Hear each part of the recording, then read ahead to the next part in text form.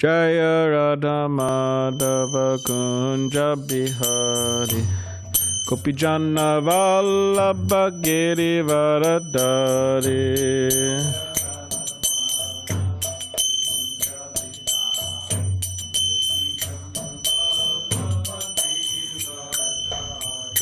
Jaya Radha Madhava Kunja Bihari Gopi Janavallabha Girivaradari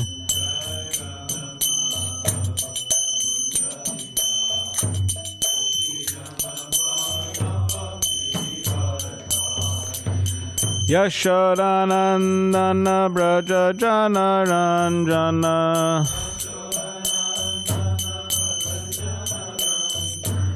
Yashodanandana Braja Jana Ranjana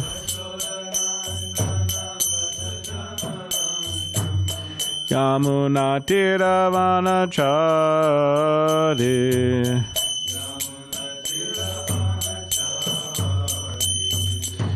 Yamuna Tiravanachari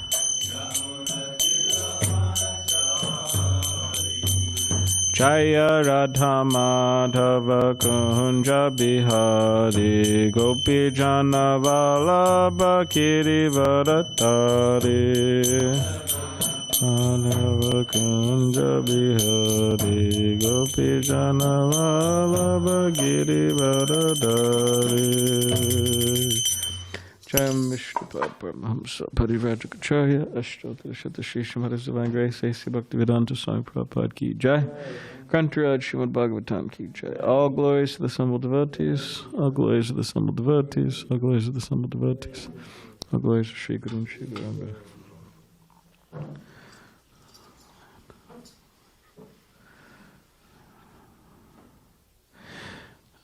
Can you give me the book, please? Om Namo Bhagavate Vasudevaya. Om Namo Bhagavate Vasudevaya. Om Namo Bhagavate Vasudevaya. Srimad Bhagavatam, 7th Canto. Science of God. Chapter 4, Hiranyakashipu terrorizes the universe. Text 13. So everybody can please repeat after me. Tam Anga Matam Madunoru Gandina Vivrita Tamraksham Ashesha Dishnya Pa Upasatopayana Panibir Vina Tribis Tapo Yoga Balaujasam Padam. So what's the... That's what I thought. Tamangamatam Madunoru Gandina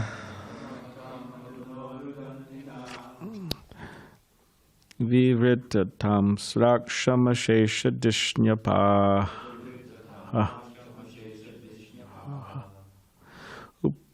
Upasatopayana Panibirvina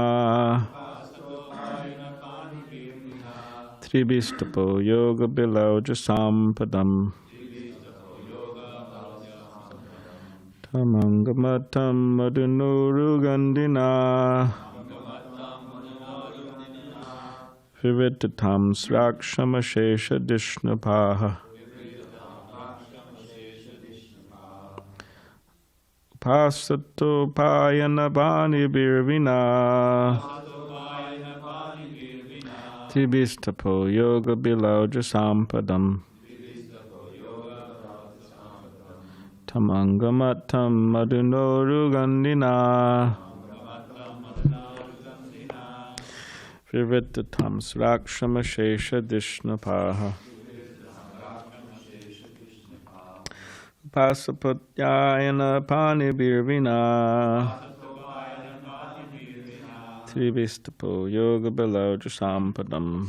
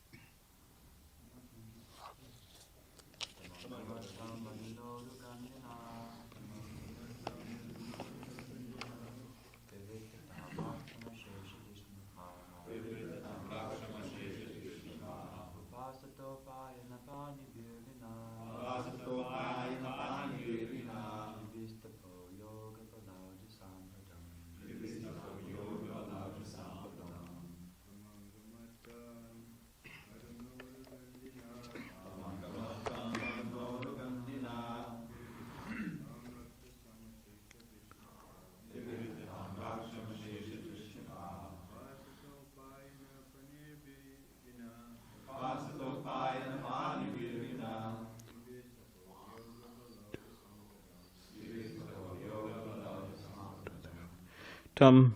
Oh.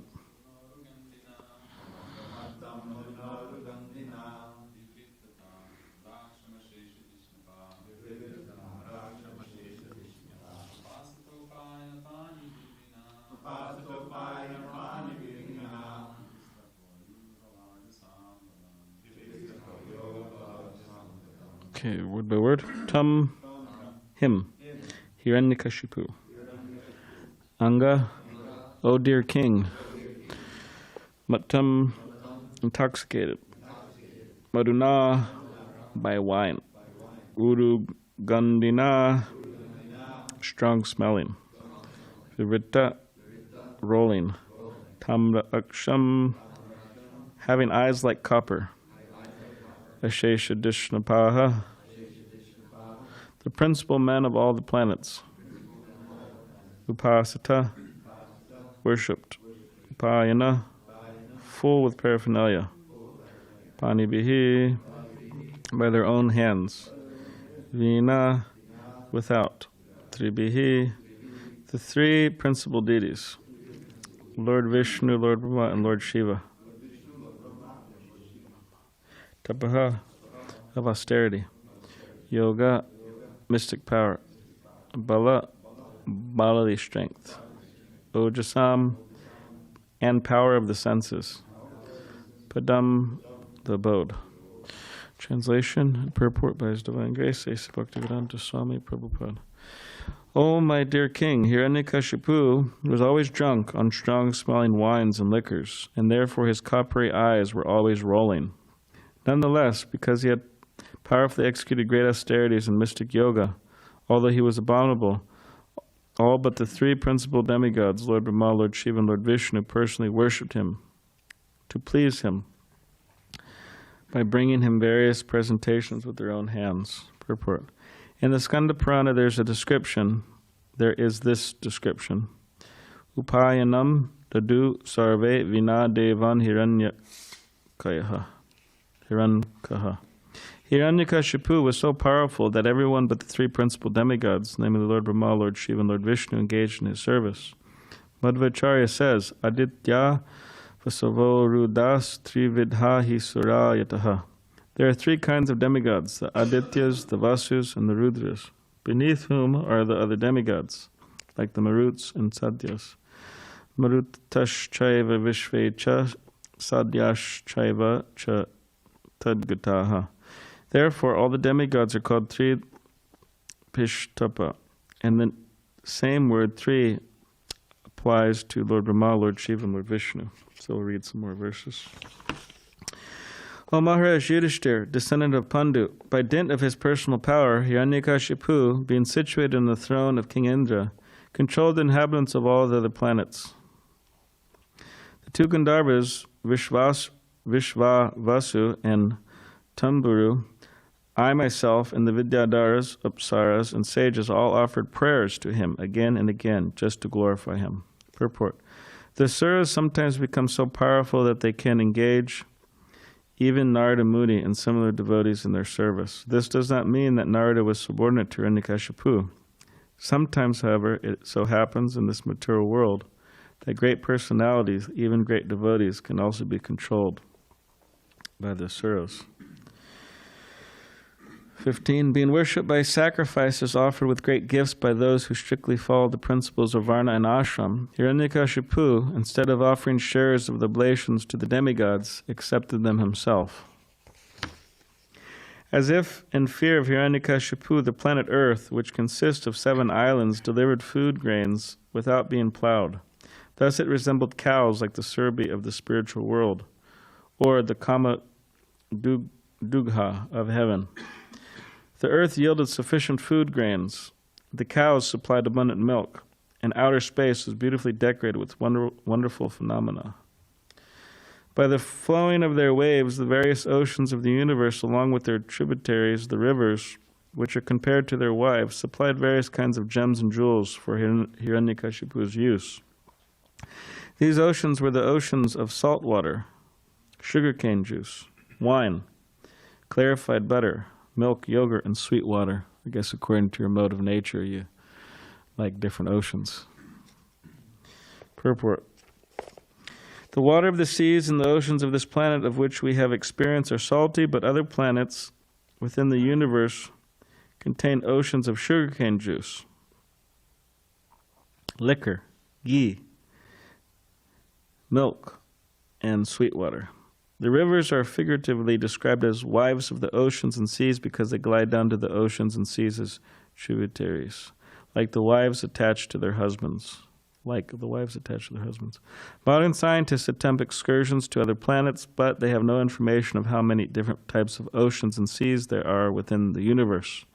According to their experience, the moon is full of dust, but this does not explain how it gives soothing rays from a distance of millions of miles. As far as we are concerned, we follow the authority of Vyasadeva and Shukadeva Goswami, who have described the universal situation according to the Vedic literature. These authorities differ from modern scientists who conclude from their imperfect sensual experience that only this planet is inhabited by living beings, whereas the other planets are all vacant or full of dust. All right, so we'll just read a few more. The valleys between the mountains became fields of pleasure for Hiranyakashipu, by whose influence all the trees and plants produced fruits and flowers profusely in all seasons. The qualities of pouring water, drying and burning, which are all qualities of the 3 departmental heads of the universe, namely Indra, Vayu, and Agni, were all directed by Hiranyakashipu alone, without assistance from the demigods. Purport. It is said in the beginning of Srimad Bhagavatam, Teja Vari Mudram Yata Vinamayaha. This material world is conducted by fire, water, and earth, which combine and take shape.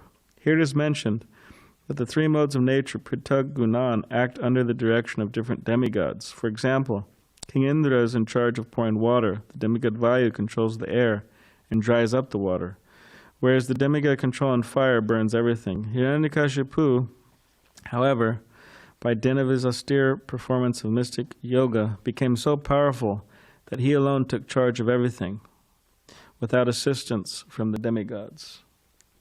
Just read one more.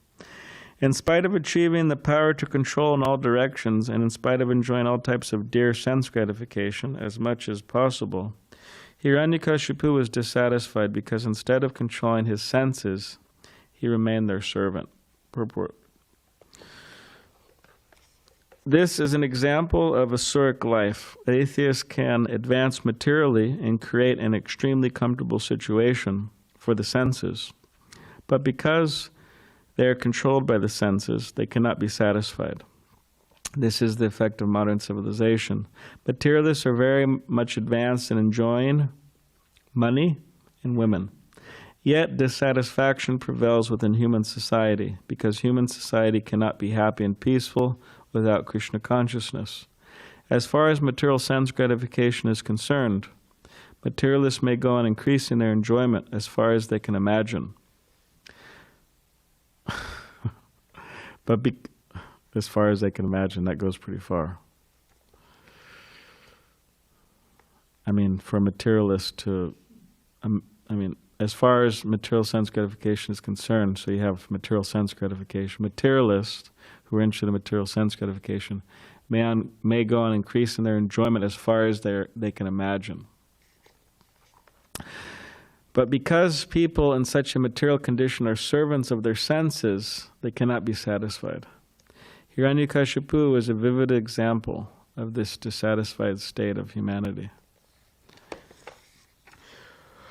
Om-Jnana-Timirandasya Shalakaya Chakshulam Maditamena Tasmai Shri Gurave Namaha Mukam Karivachalam Banglamangai Tegadim Yakipatamahan Bande Shri Gurande Taranam Vanshakopti Bishta Kripasindabevicha Patitanam Pavanebya Vaishnavebhyo Namo Namaha Jai Shri Krishna Chaitanya Prabhu Nityananda Shri Advaita Gadadhar Shivasati Gaura Bhaktivinda Hare Krishna, Krishna Krishna, Hare Hare, Hare Rama, Rama Rama, Hare Hare.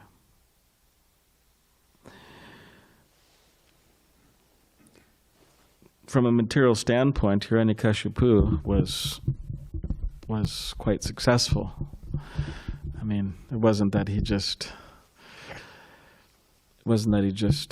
increased his bank balance and his material possessions and enjoyment, but I mean, he completely gained control over everything and everyone, and he had all types of material opulence, material enjoyment, and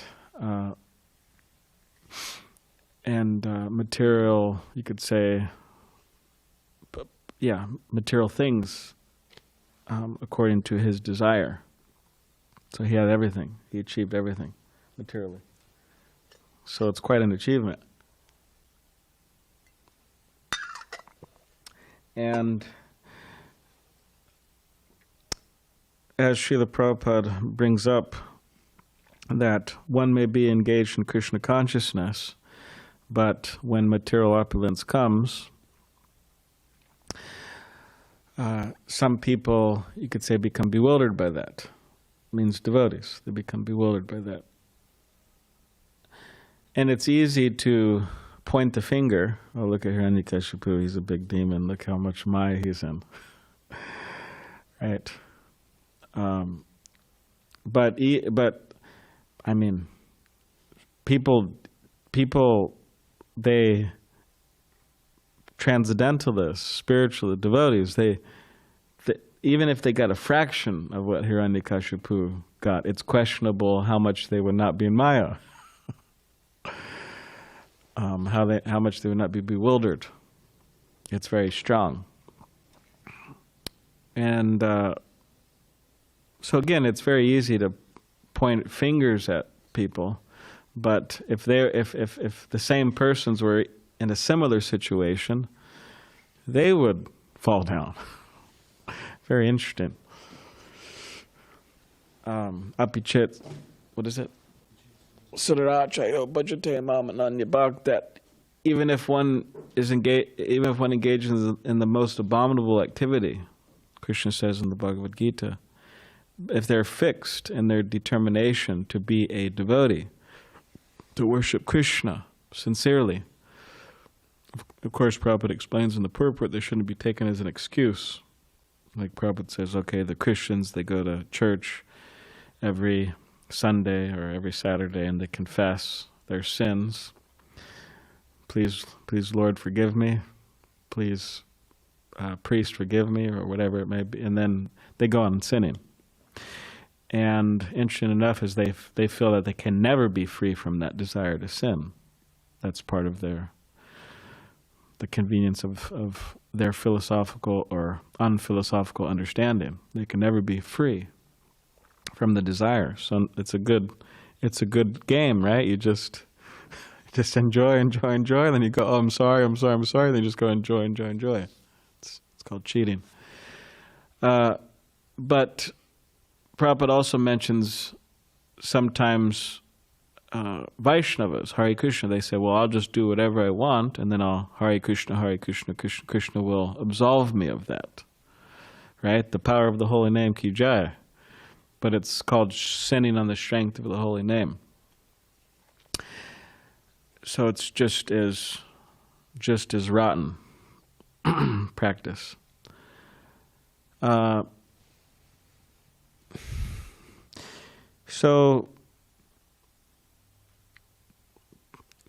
yeah, Krishna says, so it shouldn't be an excuse, but apichet suracho bhajatem anandabhak, that if one engages in the most abominable activity, sinful activity, if they're fixed in their determination to be a devotee, they consider to be saintly. In other words, such people should be forgiven. And that's the problem. And one of the issues with humans in Kali Yuga is that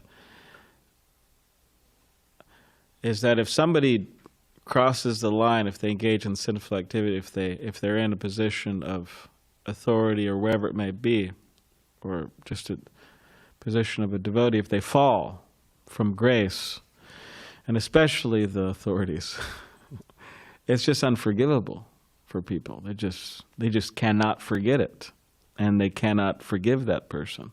It's a really big problem, actually, and it's immature, to say the least, because Krishna forgives all the souls. That's part of what it means to be merciful. One aspect of being merciful is that you never give up on somebody. You never give up trying to help that person. That's one aspect. But another aspect is that you also forgive the person. So Krishna, he's very merciful in that he's always given us chances trying to help us. But he's also always forgiving us. So yeah, again, it's easy to point fingers and say, oh, look what this person did. Look what this person did. Look what this person did. And then not forgive them. But again, such people, it's questionable them being in that particular situation. It's questionable if they would do the same thing. And many times they would. Like people criticize, the person, there's so much material opulence at his when his hands reach, right? And he just squandered it, right? Okay, it's easy to point fingers and say that, but put them in this situation. They'll probably do the same thing. Or that person, right, he took vows of renunciation, right, his lifelong renunciation, and he broke them. And it's bad. It's wrong. That's understood. But to point a finger at someone and just never forgive them for it, while those people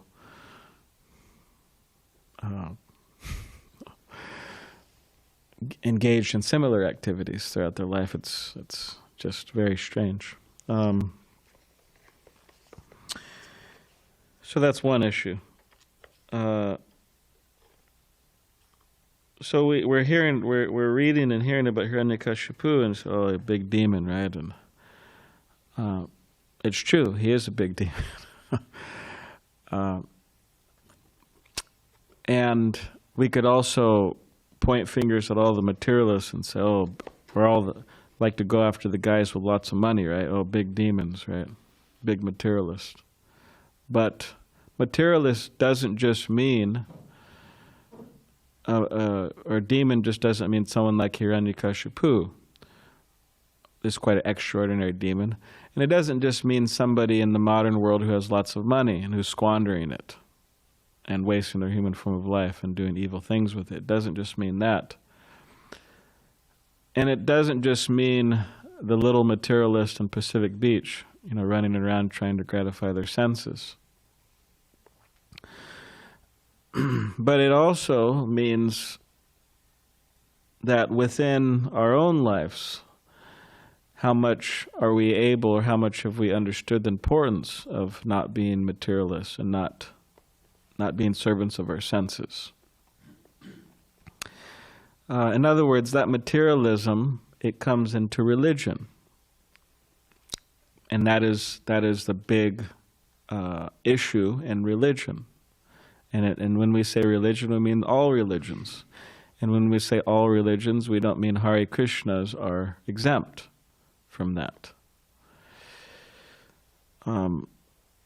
So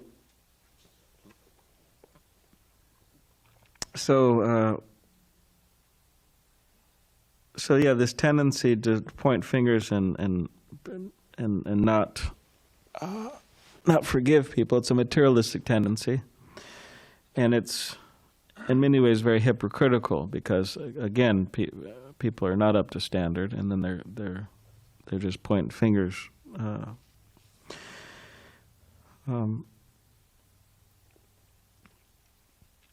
So the idea is that what Srila Prabhupada wanted is he wanted that there would be people who would join the Hare Krishna movement and partake in the activities of the Hare Krishna movement, and specifically carry on the Hare Krishna movement in a pure, pristine way, free from materialism, free from exploiting the institution for one's own purposes, free from philosophical misconceptions, following all the principles of religion, being truthful. He wanted devotees to join and become like that, and it's very important.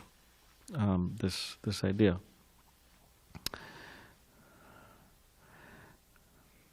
And just like Hiranyakashipu, he thought he had everything figured out. He thought he knew. He thought he was in knowledge. And that's, again, one of the issues with humans nowadays, too. Another issue is that they think that they know. It's amazing. It's absolutely amazing. In Shastra it says, what's the most amazing thing? This is also a very amazing thing, that people think they know, like they're authorities. And like you get a big crowd full of people, right? Nor are they very learned, nor have they read many books thoroughly, nor have they listened to many lectures thoroughly, nor have they practiced anything. All they've been doing thoroughly is gratifying their senses. And then they say, yeah, I have a comment. That's okay to have comments, but they give their comments in such a way as they're an authority on the matter. And I figured everything out. And you look at their lives and it's just a complete mess. And they're not an authority. Nor do they have a guru or a teacher. Nor do they see any need for a guru or teacher because they think they're the guru. It's very amazing, actually, because being completely steeped in just ignorance, practically on an animalistic platform, they have all of this advice. It's a very interesting phenomenon going on in Kali Yuga.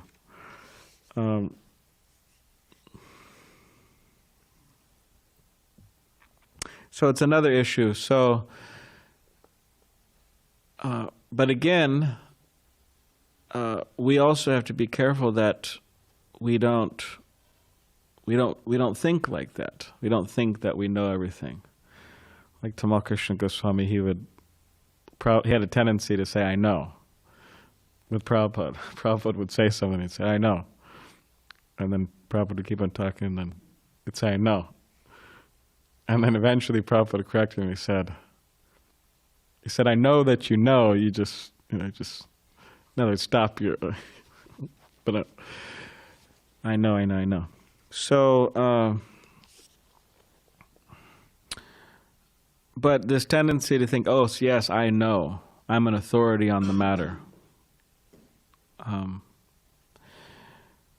That's the beauty of the internet. That's the beauty of social media. Everybody becomes authorities, and they just. So again, we have to be careful about that, because as religionists tend to think, they say, "Well, I know. I'm in knowledge, and first of all, I'm great. I'm good. I'm above all the materialists." Well, are we actually? How free are we, how free are we from material attachments? Say, well, at least I'm a little better than them. I'm trying. And another thing is say, well, I know, right? I have the truth, and you're just you're a complete idiot and illusion, like I was just saying a minute ago, right? But it's a tendency that religionists have, which is problematic in the sense that they think, "Oh, well, I know." Just like I said, "Well, I know God exists," and you're an idiot atheist, and you think God doesn't exist, and you're just stupid. And you must be stupid because you think God doesn't exist, and I'm in knowledge because I know God exists. But the question is that how far do we know? Or how much faith do we have that God exists? Now you can say, well, I have faith. Okay, fine, good. Congratulations. But a part of, you could say, this issue of thinking I know is that we present, or we may present, or people may present, religions definitely present, you could say bad arguments for the existence of God. And these atheistic people, they present arguments also, and of a particular nature, and then religionists respond with bad arguments, and it's not good because it's bad. How can it be good if it's bad, right? So part of, you could say, getting free of this I know tendency, and in this particular realm, is that we should have sound arguments for the existence of God. We should know, therefore we should read. We should read the Srimad Bhagavatam. We should read other books. His Holiness Bhakti Swami is coming out with a book, which I'm looking forward to, and hopefully it comes out soon. But of course, Maharaj is writing so many books. It's a special nectar writing books, so devotees have been doing it since the beginning of time, and they're continuing to do it, and they're going to continue to do it, and there's always new ideas about new books. So many books. But he's writing a book, something like My Answers to the Atheists. Yeah, Answering the Atheists. It's an interesting idea. Very good idea, actually. If you could put all of those in so devotees could read it, and just in one book, it's clear.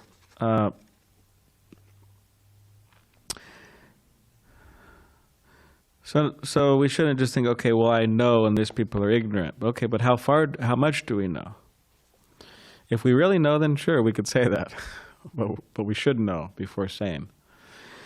And anyways, therefore there's so much emphasis. Okay, Srimad Bhagavatam class, Bhagavad Gita class, personal study, reading, hearing, and not acting as a authority on the matter unless one really is. Just like in the realm of science, I mean, you go out to a college campus, there's many intelligent people. I mean, you could say Maya Pratyajnana, right? Krishna says in the Bhagavad Gita, they're so intelligent, they're not intelligent because they don't surrender, but they're intelligent materially. Their brain is firing. They're not asleep at the wheel, and they thought about things, and they're scientists, right? They thought about it. Now, to go and not be a scientist and talk with them, they're not going to be very impressed. So therefore, you could say, oh, well, you send them to a scientist, bring them to you could say, I know somebody you could talk with, right, at the temple or here or there in Hare Krishna community. I know some books you could read. And that's okay. Not everybody's scientist. That's fine. Instead of giving bad arguments and so anyways, that's there too. So you have two things about one is how much do we really know and presenting things in a truthful way with good arguments, and the tendency to say point fingers and well ourselves are not up to standard.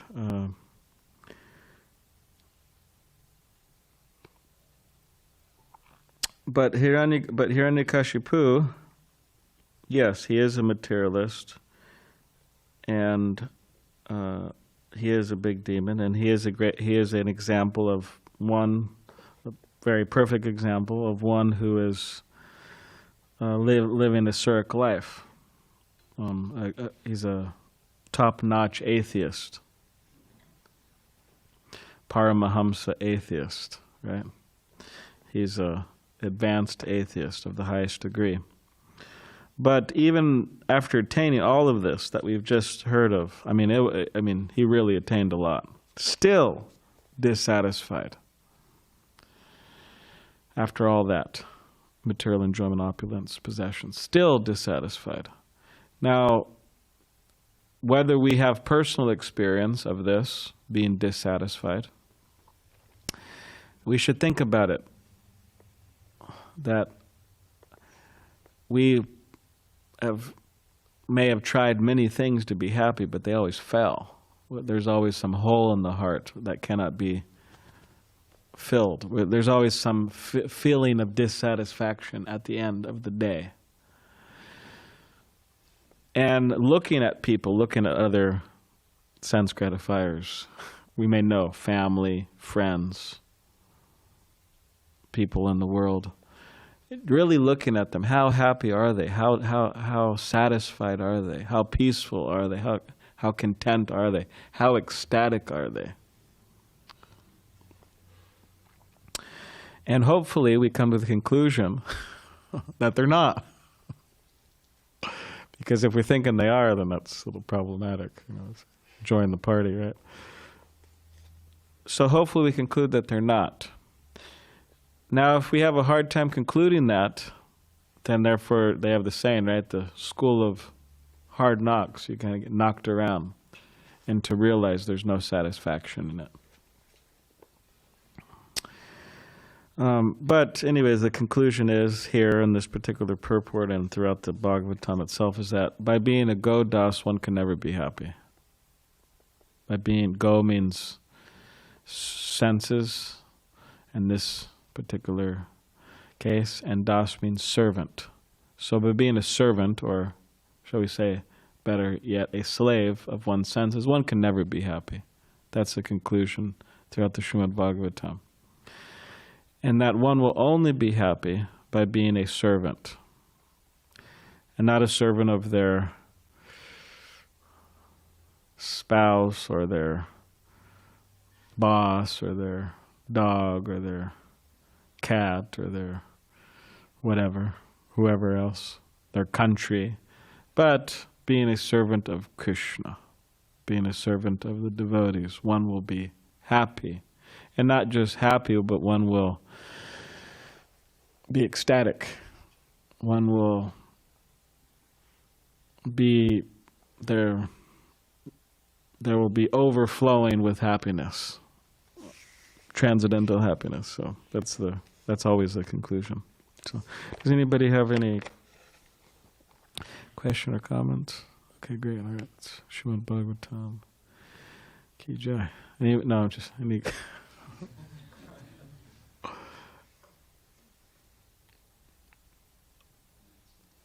Okay, Dvijamani.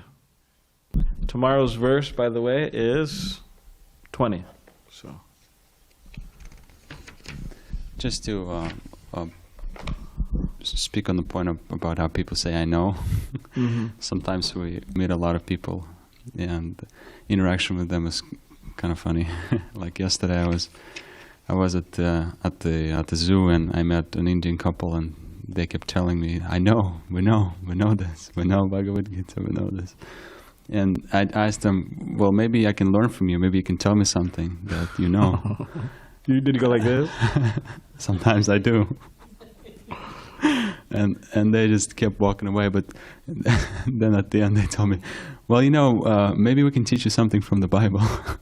We know the Bible even better. Interesting.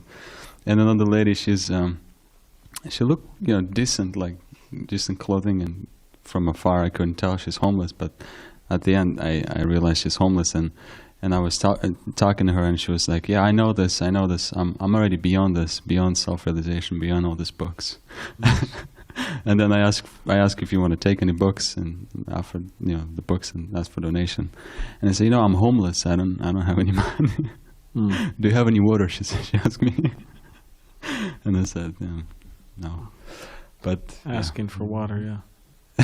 A lot of people say they know, but yeah, it's interesting. I'm not sure where this culture came from, because I really don't know. I'm wondering how it all came about. But this culture, because you talk to a lot of, with all due respect, people from India, and they tend to say that a lot. Actually, it's like a cultural thing.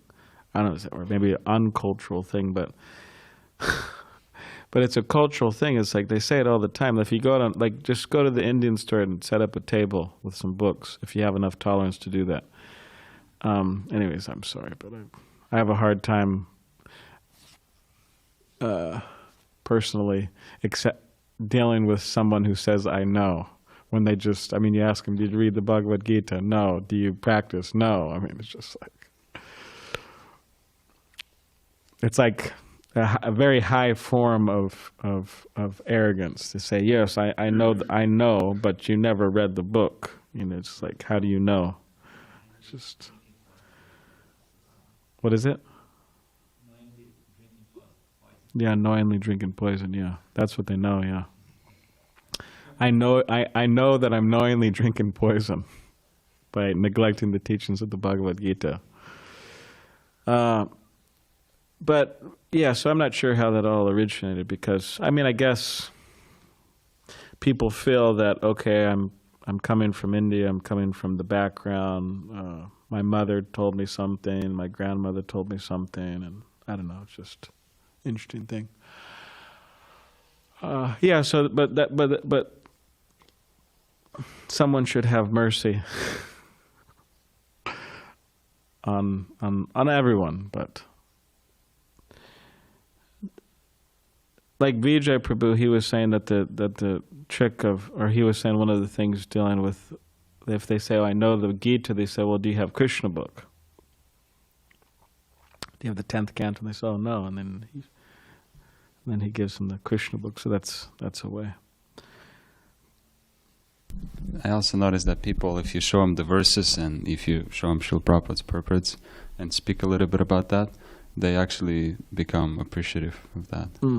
If they're willing to stay with you and discuss this. But I just remember another story. I was at the Whole Foods parking lot, and I saw a very expensive car. I think it was a Porsche or something like that. And there was an Indian Mataji sitting in the front. And I came over with books, and I showed her Bhagavad Gita, and she opened the window, and she looked at it, and she kind of waved me, and I said, "Well, maybe you can give a donation." And she said, "My phone is dying. Maybe if I charge my phone, I can give you a donation." And I said, "Okay, I'll just come back to you." And I continued distributing books, and maybe in 10 or 15 minutes I came back and knocked her window. She was still sitting in the car. And she kind of waved me away. But then I met one person. She's Arabic. She's from a country where they speak Arabic language, and she took books, and we went inside a store, and she wanted to get some cash back because she didn't feel comfortable paying with a card, and so she gave me a donation, and she was telling me, "Oh, I'm so grateful that you stopped me. My husband is going through a lot. He's going to appreciate these books and all this." And that Indian lady, she was shopping, so she overheard the conversation. So she comes over and she's like, "Oh, excuse me, I think I owe you some money." So she. Oh, the one with the. Yeah, so she Porsche. She felt a little embarrassed. Because that other one was taking a book. Yeah. That's funny. So she gave me a donation. That was in La Jolla? That was at the Hallmark. Yeah, at Whole Foods at La Jolla. In La Jolla. Mm-hmm. One devotee, Madhavan Japuri, he would do great in La Jolla Whole Foods. He would sit there and he would read for like an hour or two or a long time. He would sit there and read. Maybe 3, he'd sit there and read, and then when he was filling his batteries charged sufficiently from reading, feeling all charged up, he would just spring out of the car with a book bag like a madman, and he would distribute a lot of books in Whole Foods Market, and he would distribute hundreds of dollars worth, like $300 worth, $400 worth, Gitas. He was just focusing on Gitas. And somehow or other people were taking it in Whole Foods here in La Jolla. But definitely the reading, because that was his thing. He would sit there and read, and when he would feel sufficient inspiration, he would go. It's an interesting thing actually, because you have devotees like Harinamananda in Europe. They would do similar things. Navina Nirada, they would just like really get charged up by reading, and then they would just spring out. And I was with Damodar Kumar, our old friend, Damodar Kumar, when we were in, I think, National City, and so we were both reading. I was reading Premi Bhakti Chandrika by Narottam Das Thakur, very beautiful book, and he was reading some other book, and we were there for quite a while in the car reading. We were out. We were going to distribute books, so they were reading, and then. Yeah, for quite a while. Then we got a lot of inspiration. We just jumped out of the car, and we did quite well that day.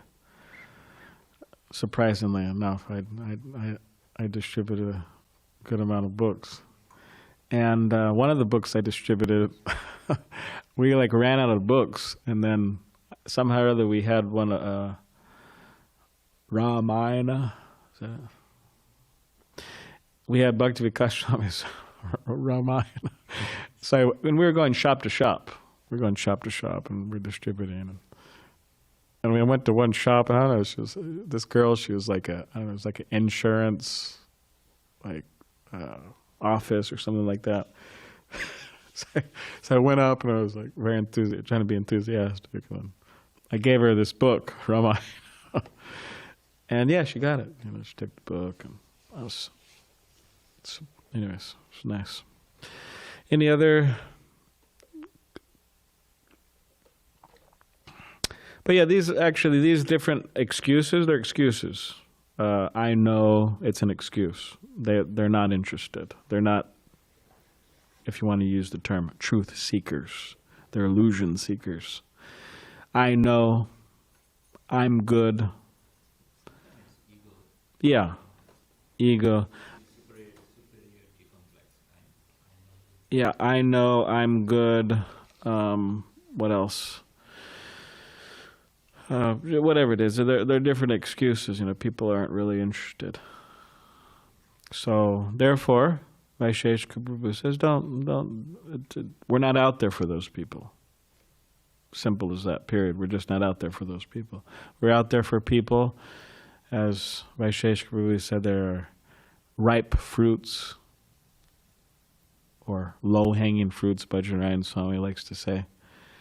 Means people who are ripe, that people who are pious, who are interested, who are frustrated or dissatisfied, who are looking for knowledge. That's who devotees are out there for. And then Vaisheshika Prabhu, he would say, he tests them like this. he waves and smiles. That's like a test. And how do they respond? If they're just, frowning, looking down, or if they're just, then they're not. But if they're, oh, hello, and there's some type of reciprocation, then this is indication that could take a book, or they're right. So there's many people like that. So to become discouraged by people who are just not ready or not willing, it's just, don't focus on them. Like, forget about them. Like, pray for them. And just focus on the people who are ready. That's the real thing. Just like if you're given a class. I remember I was given a class in Mesa College. There's a bunch of people there, students, and then I had a tendency to focus on like a couple students who were just like clearly not interested. Face is the index of the mind.